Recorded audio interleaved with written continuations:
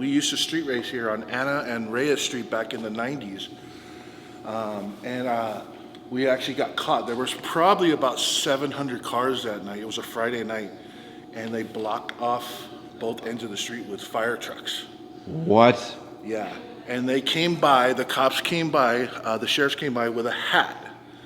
And everybody had to put their keys in the hat. And we sat in the car for close to 3 hours. And they went one by one and we're giving everybody aiding and abetting to street racing. Whoa. The lucky thing is that when they did it, I don't think the computer systems realized the mass amount of people and tickets. They gave everybody the same court date, and the judge and the DA threw it out because they were just overwhelmed. No. Yeah. That is an amazing story. That was and the actually, 90s. On the street right here that the drag strip is on, there used to be a memorial there for a guy who had a Volkswagen Bug. And early on, before it got hot here in Compton, he actually clipped the car that pulled out in front of him. No. So we actually moved street racing from Compton to Ontario, California for a while to let this place cool down. But there was clubs like SSR, Divine Win, our club, Set to Run Motorsports, Redline Racing. This is kind of where, Compton's kind of where Honda Racing was born. Really? Yeah. Stefan Papadopoulos, Yep, who now has, at the time, had the fastest Honda in the world, used to street race these streets. That's crazy. Yeah. Yeah. So, did you ever have to run from the police or anything, or was it just pretty chill? For the most part, the sheriffs are pretty chill. They are understood, really but chill. They're really chill. I mean, they got more important things to do and stuff like that. Just get out of here, you know. As long as you did it peacefully and respectfully, they did. But they did bust us a couple times. Really? And back then, they didn't have the rules they have now, because the takeovers made everything like takeovers are horrible. It's horrible. Yeah. But the problem is, and I talked about this recently, so a lot of the police, they see street racing and takeovers as the same thing. And they're not the same thing. No. They're both illegal, and I'm not condoning either. Don't hear that the wrong way.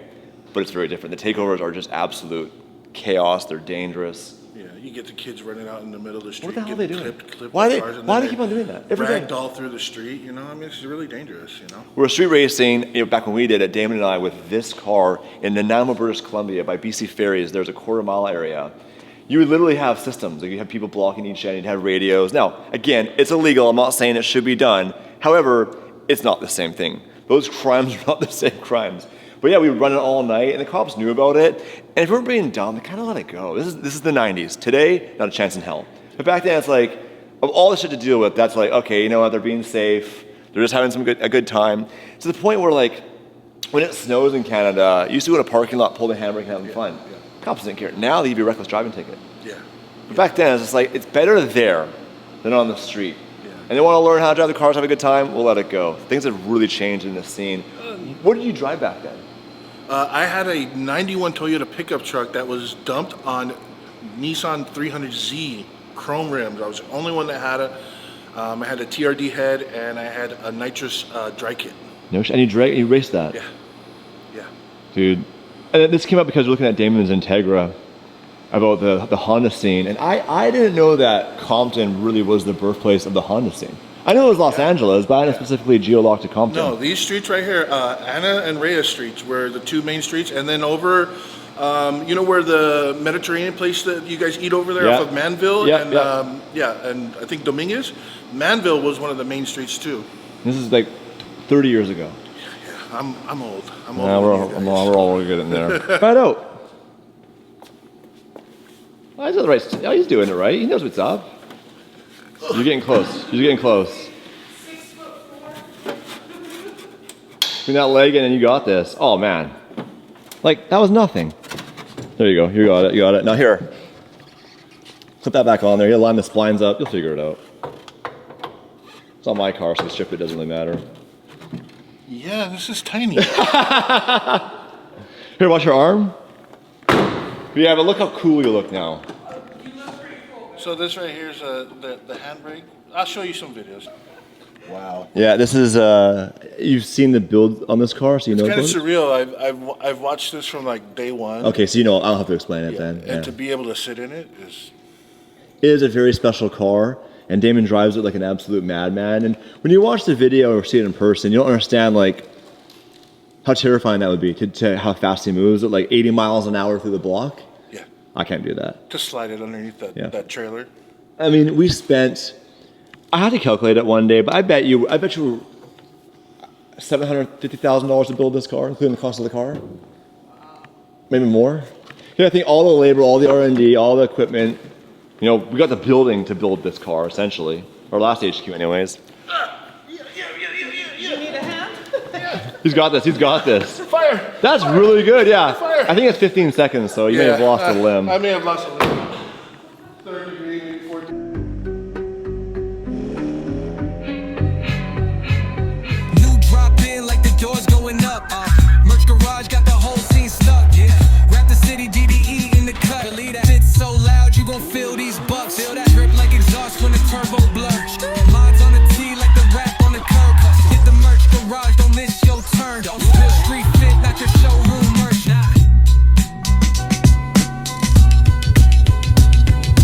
We need to make some changes, but first I have to do the cold start, and it's gonna be insane. I'm backed up to a wall right now, and there's a guy next to me in his car, and I feel very bad right now, but we gotta do it.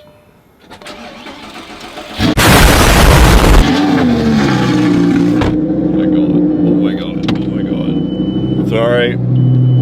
It's the one downside with having a car like this.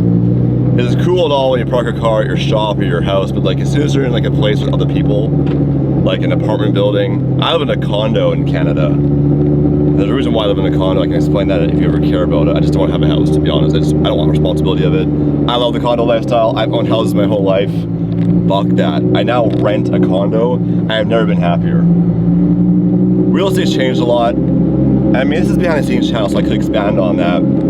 It used to be buying a house something that made a lot of sense, but when you do the math now on interest rates and the value of homes and the loan versus the cost of renting, it doesn't make a whole lot of sense as long as you're investing your money somewhere else. Anyway, big changes happening today. Let's get to the HQ. I'll explain what's going on. All right. All these freaking cards. One for the shop, one for the hotel. And I lose each of them every day. Now this is actually, it doesn't look steep, but watch this. And we're escaping right now. Crazy. It's a long splitter. That's why the SLS is going to be a nightmare to drive without a front lift. I'll have to just be really, really careful, to be honest. It is what it is.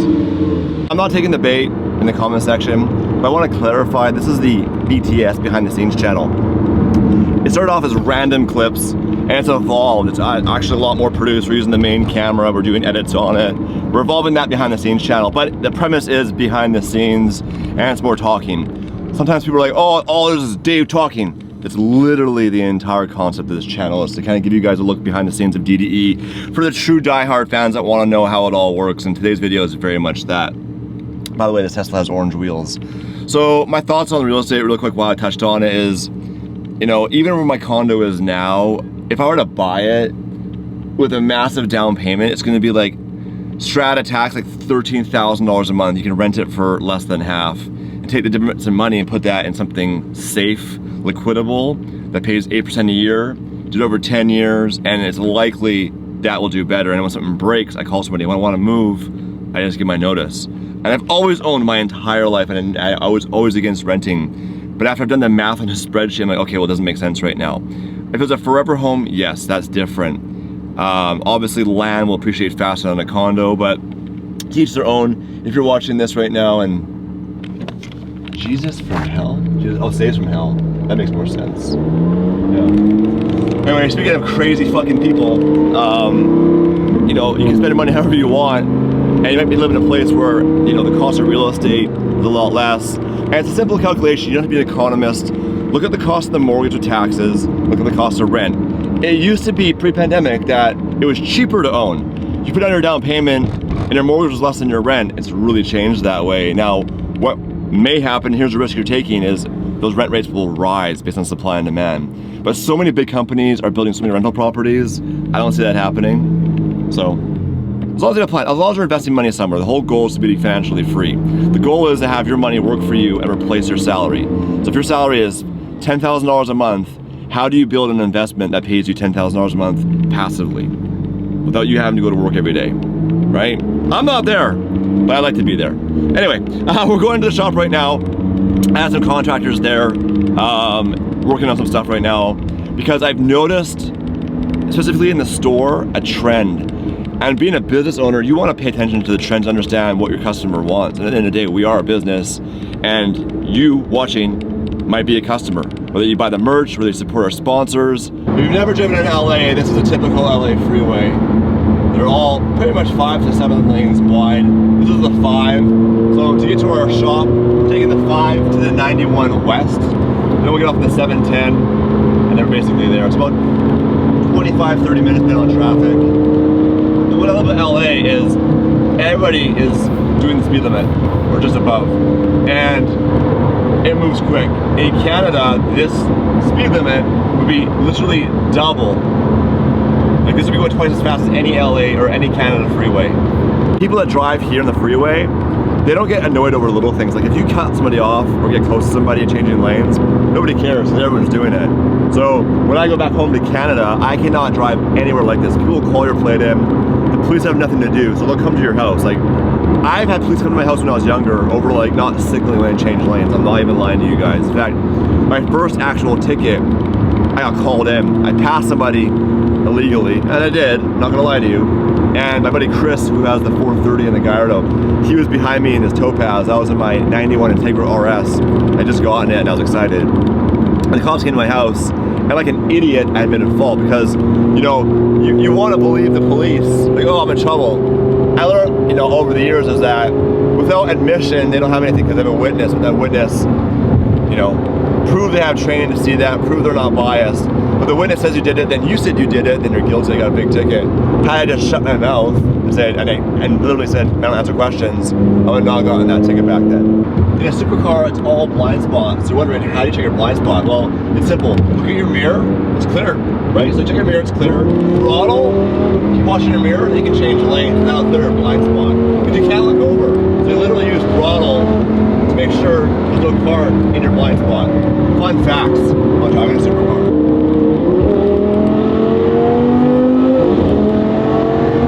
Last note while driving, we're almost at the shop. The Squadra Corsa with this new tune has made this car so much more fun. Pops and bangs and it lingers with flame. I'm sitting there driving and just like off on decel, like 4th gear on the highway, all I can see the flame dancing behind you, it lights up the road. It's made me love this car even more. And I'll say this, I love the SLS. It's not my favorite car, it's my second favorite car. Squadra Corsa, #1 by a landslide. And now I know the 3 vehicles I can have and be happy for the rest of my life. #1, Squadra Corsa. Hell yeah. #2, my S550. Right now, Ray is doing the S65 conversion on it and doing some wheels and stuff like that, but that car is gonna be an amazing daily driver. And then a truck, a Raptor or a TRX with an off-road build, so a long travel suspension, lighting and all that. But those 3 vehicles, I'm set. All right, we have contractors here at the HQ. Time to address the changes happening here. I am late, I had to stop, do some stuff, but they are busy at work right now, so let's go get the lay of the land. We did this literally before the lease was even finalized. We actually had this painted, and it was, if you've watched the video, you already know. If you didn't watch, the gentleman came with a projector, projected it, and stenciled it. And we talked about actually doing this in a neon sign, but the cost is crazy. So for now, that's how it is, but we do need to add some store signage. Hey, how are you? Good, and you? Good. Are you here for the store? Yeah. We're closed today. Oh, are you? But lucky for you, I'm here, so come on in. All right, let's go. Dave. Oh, Adrian. I was driving next to you on the 91 right now. Was I speeding? Huh? Was I speeding? A little bit. I seen you floored it under the bridge. Dude, look at my tires. I would say it's time to buy some new Michelins.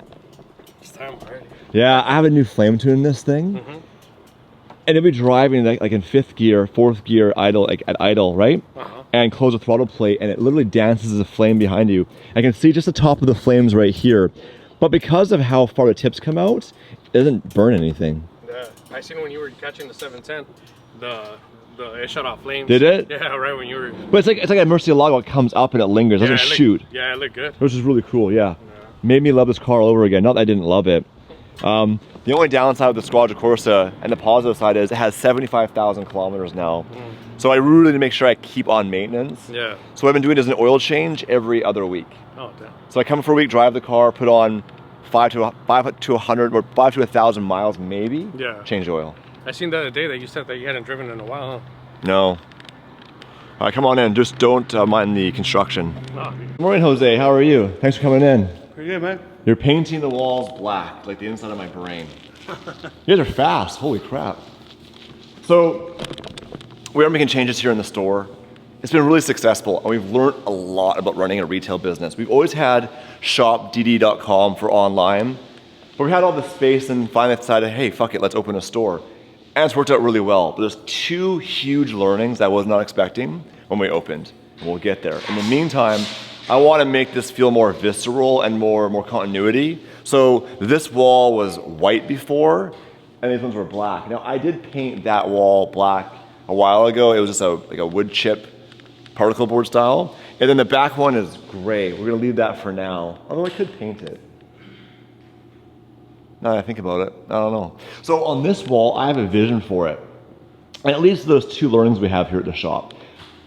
I want this to be very much, yeah, it's a store. So this is the what, okay? This is the obvious. It's a shirt you wear, you put it on your body, it's DDE. You come here and you can buy it.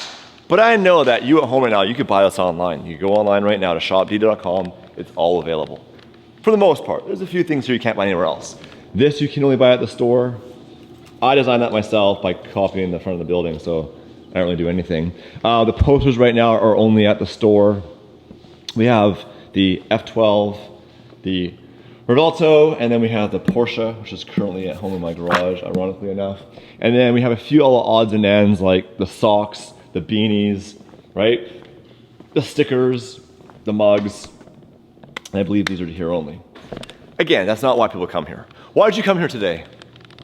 I've been watching the channel for years already, so. So is it the merch or is it seeing the cars, meeting us? Like, why do you come here? The cars, the videos. I watch the videos every day, so I take my lunch break and watch the videos. Thank you, I appreciate that. I was just talking about the fact that we opened the store and it was like, the idea was to sell the merch, but now it's grown into something else. Now it's community. People come here and they want to see and experience DDE. And people come over and over and over. And the first thing I've noticed, number one, is over half people that come here don't live in Los Angeles. This has become a destination where people are here on vacation. Yeah. People fly here. Now, some people have flown here just for this. Some people, they're going to Disneyland with their family. But this is on the list. This is one of those things like, we're going to LA, we gotta do Disneyland, we have to do Rodeo Drive, and we have to go to the DDHQ. Yeah. And that is like, it makes sense, but I never thought about that when we first launched this. Yeah. So we want to add some elements to make it more of like that experience people when they come here. Yeah. Anyways, keep doing your thing. Yeah. I'll stop harassing you with the camera Hi. for now. Already noticed we've added some seating, things like that. We want you to come here and enjoy yourself and relax. We have, obviously music playing and whatnot, but it's really become, and I'm going to use some Starbucks lingo, the third place. When I joined Starbucks back in 2006, it was all about creating somewhere for people to go between work and home, right? So if you don't drink alcohol, right, you go to a bar, but that's not really an environment where you would go and do work. I mean, I guess you could. You could be a high-functioning alcoholic. I think I might have been. But it's like you go somewhere, you want to have somewhere to relax and do some work, meet some friends. Typically, you'd have maybe a restaurant, but a restaurant is expensive, and there's a time limit. You can't sit at a table all day long. They won't put up with that. So Starbucks wanted to be the place you would go in between, so they added tables and chairs. Because in Italy, when you go into an espresso cafe, they don't have that. They have standing tables sometimes, but the idea is you get your espresso and you get going. So when Howard Schultz, the founder of Starbucks, went there, he thought, how do I combine coffee culture in Italy with the need for a third place in America, a need for somewhere to go to feel a community. Now you might have that if you go to church, you might have that if you're part of programs, but how do you do that for everybody? Not based on your religion, not based on any of that stuff. So this has become that place. People come here for the third place when it comes to the car community. They come here to experience the DD cars, they buy merch, but it's more than that. And I really want the four walls to reflect that and tell the story. Yeah, the cars are here. When you come here, it'll always be different cars moving around. But there's so much more over the years we have of memorabilia. I think it'd be really cool to add those layers to the HQ so that when you come here, you can see, Damon's suit he wore in his first viral video. you can see some of the wheels that are on the car.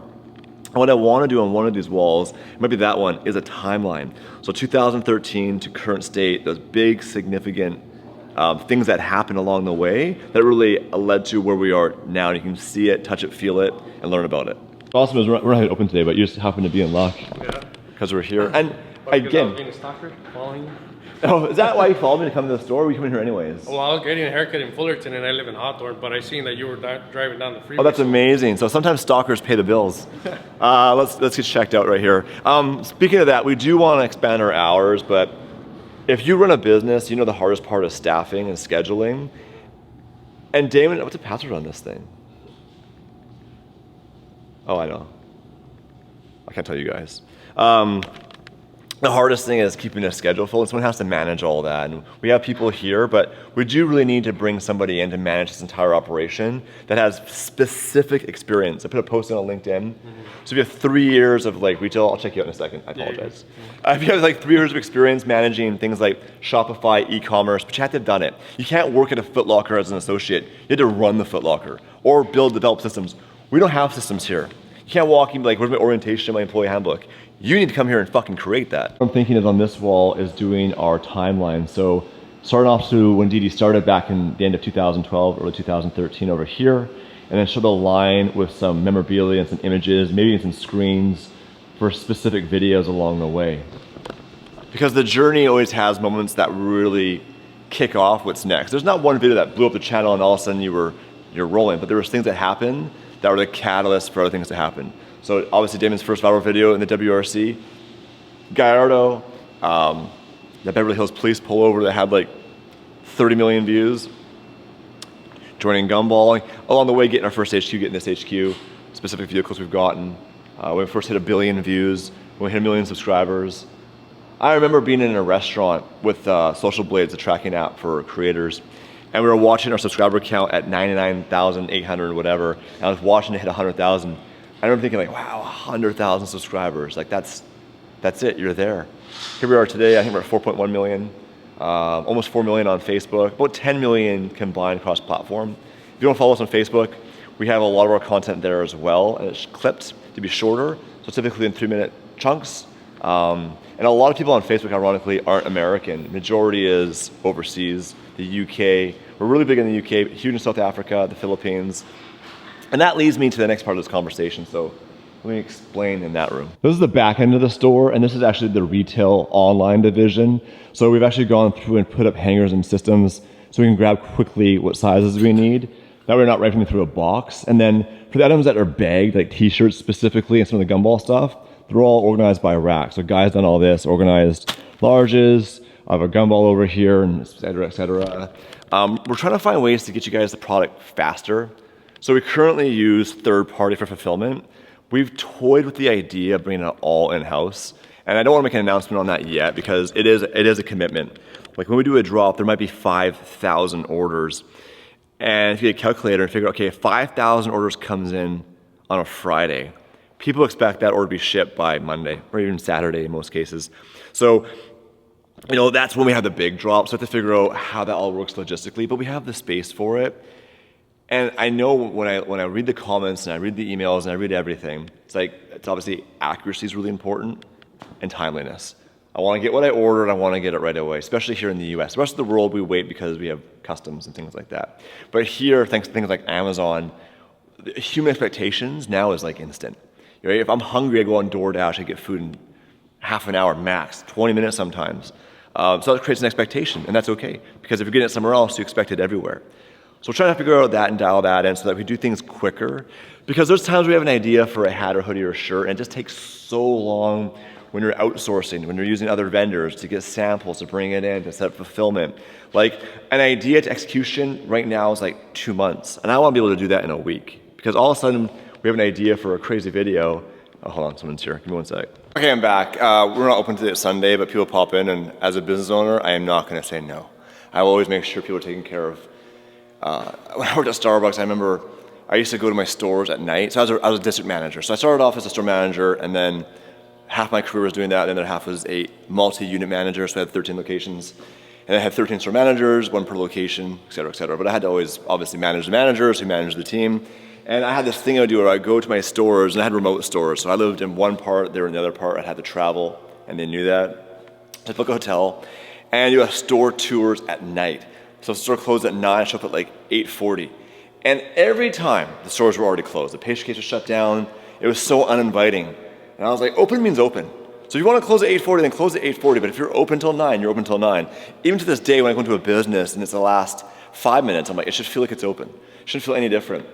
Anyway, speaking of coffee for a second, we do have all this gear. We've got all the machines, the brewers, the fridge and all that. I went and got all this stuff, but I never opened it, and here's why. Every layer that we add is an entirely different business. The merch store doing our brand deals, the YouTube channel, the behind the scenes channel, and along the way, Damon and I have done so many other things.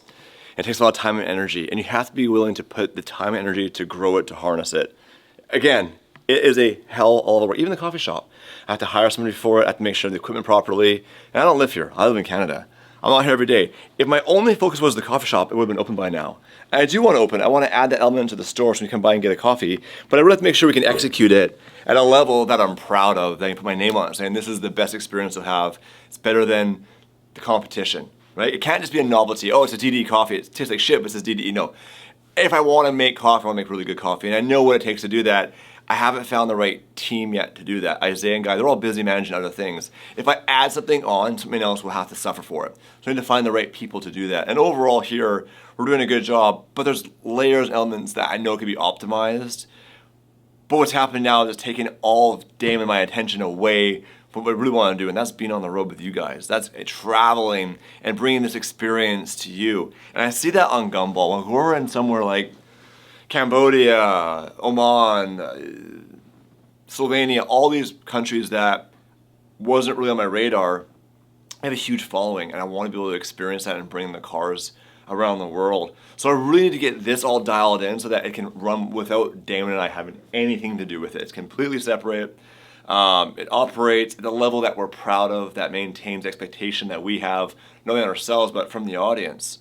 Again, I don't want to sell you a hoodie just to have a hoodie that says DD on it. I want it to be really high quality. I want the shipping to be fair. It's expensive right now, especially internationally. I want to be timely. I want, if there's a problem, we take care of it. And that comes back to my years at Starbucks. Like, I spent 12 years at Starbucks, and before that, 6 years at Pizza Hut, which was Yum Brands International. So I had corporate training my entire life till I was like 36 as far as all these things. And I learned a lot of stuff. And I want to apply that here because YouTube's just YouTube, make videos, blah, blah, blah, blah. But we're adding conventional businesses attached to that.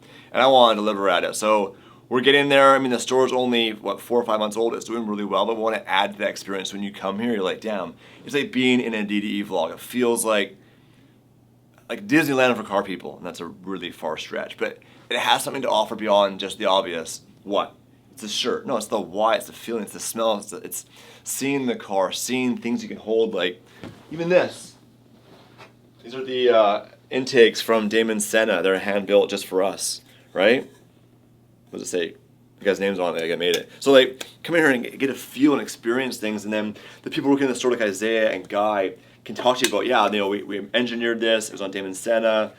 Blah blah blah blah blah. And you get to have an experience so that the whole time you're here, it's like being at a DD museum. Only we're not old and dead yet. I see in here. Honestly, I don't need to have an office. Like, the core of what we do, and if I think about DDE over the past 8 years, which is crazy to say. Damon brought me on in 2017. I still worked at Starbucks. I left to do this, and, well, the rest is history. But when you stop and look at what we've accomplished with the building, with everything, it's just like, it is absolutely overwhelming. And it's not often we stop and look back because we're so busy. We're just trying to keep things moving, keep things happening, growing the brand, doing crazy stuff. But it is cool on a day like today on a Sunday with you guys to reflect on what we've done and also figure out, like, well, what do we want to do more of? And, you know, the past 2 weeks, Damon and I did a bunch of driving. We drove up to Canada, went to Calgary to our office, drove the SLS back, and I really enjoyed that. So, I want to get back to that. I want to build cars to drive them. I want to build cars, whether it's at our shop here, whether it's projects we have in other countries. This is a long goal. This is going to take some time to put this in place. But to do that, we need to really dial things in here to unlock that ability. And I want this to be that destination when you come here. Whether we're here or not, you get an amazing experience. that when you come to LA, it is your first stop. Luckily, we're close to the airport at LAX. And then pivoting, right? So that's the two big things. We need to make this an experience, and we need to pivot to be able to travel and do crazy shit on the road everywhere. I want to lie in my deathbed, hopefully in 40, 50 years, and be like, I've been to every country. I've taken these cars everywhere. I've let thousands of people sit in the car, experience the car. You know, you get numb to it in these parts of the world because if you're in California, if you're in the US or even Canada, pretty much anywhere, pretty much, you can see an exotic car. But there's countries and places in this world where they've never seen a Lamborghini. We're so far out of reach. I mean, in this society in North America, you can finance stuff. Like, we have the option, you can walk in and get a loan and get a Huracan. Like, you right now could go get a Huracan for like $3,000 a month, which is not a crazy amount of money if it's your number one priority. Like, you figure it out. But in parts of the world, they don't have financing on cars. You pay cash, you don't get a car. That's where I want to bring these cars.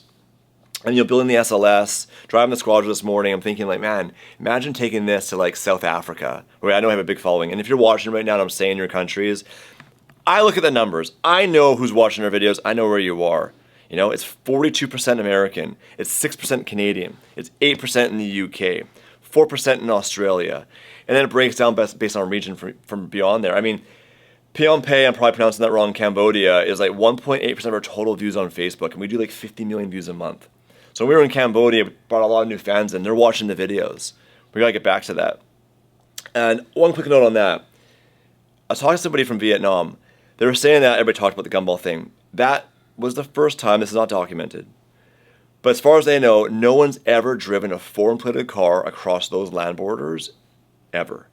It happened once, it'll probably never happen ever again. That's how special that gumball was. All right, on to the next thing. Huge news if you live in California.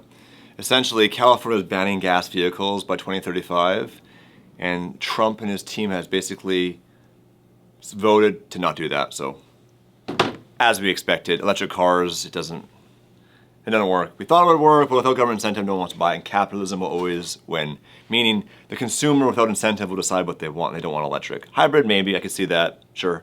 Electric cars, if you live in the city, sure. But like, you know, I live in Kelowna, where it's a 4-hour drive to Vancouver through the mountains. Electric car won't make it. It doesn't work. Anyways, the point of this part of the vlog is to talk about the fact that we are hiring. And here's what I'm looking for. I have great people here. I've got Guy, I've got Isaiah, and this is the store side of things. Guy, Isaiah, Anthony helps out, doing a great job. But I need somebody to come in that's done this at scale. That's not learning as they go. That can kind of lead the boys and give them the direction and support they need to be successful in their roles. So I'm looking for essentially a general manager of a merchandising business. So the applicant who's qualified must have a minimum 3 years experience at this level, managing a retail store, visual merchandising, customer flow, customer journey, sourcing products and materials. Now, that doesn't mean you have to design things and start from square one, but you know, if I want to order a shirt or a hoodie, I can figure out who to call, and I can work with a graphic designer, put them together, make an order, or things like that. And then the real bulk of this role is going to be our digital business around fulfillment. So I've toyed with the idea of bringing that all in-house to make it more efficient, but I need someone that's done that before. So experience with Shopify and ShipStation, ironically, who's a sponsor of ours, who we do use, to ensure that the customer journey online is as good as it is in person. So when you order something, you get it in a timely fashion at scale. So if you have experience managing retail, right? So you created systems, you don't follow systems, you don't get a job at a big box store and they say, here's your job. You don't have this. This doesn't exist, okay? You're gonna create that. Come in, set up the store so that it's really optimized for everything it needs to be in person, but again, also online using Shopify and tools like that. Design a Shopify store or knowing who to contact to do that. And overall leading that division of our business, because it is a low-hanging fruit for us, the fact that we don't do the best job with our merch. You know, when we get it, it's great, but it's very inconsistent, and that's coming from you guys. It's the fact that we do a job every 4 to 5 months, and then we're sold out, and then you can't get anything. I want to have more things available for more people. So I'll put a link below. I have a posting on my LinkedIn with all the details on it, as well as you can email me an application. Please don't waste my time. And it's also wasting your time. If your email says, hey, I don't have the experience, but I'm not even gonna reply to you, you're wasting your time. There needs to be, I've done this, I'm doing it now, and I'm ready to take on the challenge and scale something. Pay is competitive, as well as there'll be a bonus structure so that as it grows, you earn with it. And yeah, that's where we're at on that department. You know, running a business is exciting. It can be stressful, but progress eliminates burnout and stress. When things are moving forward, everything's good. When things stall or slow down, that's when things fall apart. I saw it at Starbucks 2008. Now, by no means are we at that place, but I can tell you right now, the economy is not in a great place right now, and companies are shrinking back. And I know behind the scenes that some really big companies that I have friends that work at, with all the tariffs and all that, you haven't seen anything yet. This is all 6 months from now, because everything they have in the stores that you walk around, look at right now when you walk in and look at things for sale and things like that, that's all been in inventory for 6 to 12 months, or it was in the supply chain prepaid. So the POs went out, they've purchased it, they're waiting on shipping, whatever. It's what comes next. Things are gonna get really expensive. Companies now are laying people off at scale, and spending's gonna get harder. So what do? You adapt and make sure that when someone does spend money, they get an amazing experience, because they might have less chances to do that. You might say, you know what, things are down right now, so I'm only gonna buy 1 hoodie this month instead of the 5 I bought a year ago. And what hoodie are they gonna buy? Well, I want it to be a DD hoodie.